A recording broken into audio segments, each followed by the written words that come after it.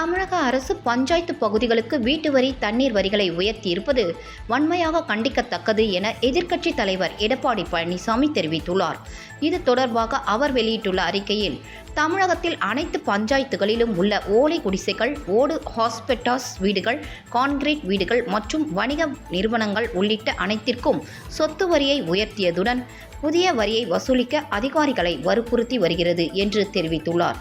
2021ஆம் ஆண்டு மே மாதம் ஆட்சிக்கு வந்தவுடன் சொத்து வரி, குடிநீர் கட்டணங்கள், கழிவுநீர் அகற்றல் கட்டணம் மற்றும் மின் கட்டணங்கள் ஆண்டுதோறும் 6% உயர்த்தப்பட்டன என்றும், தற்போது உயர்த்தப்பட்ட சொத்து வரியின்படி இனி ஊராட்சிகளில் அதிகபட்சமாக 500 சதுர அடி கான்கிரீட் வீடுகளுக்கும் ரூபாய் 500, ஓட்டு வீடுகளுக்கு ரூபாய் 300, ஓலை வீடுகளுக்கு ரூபாய் 200 வீட்டு வரி வசூலிக்கப்படும் என்று குற்றம் சாட்டியுள்ளார்.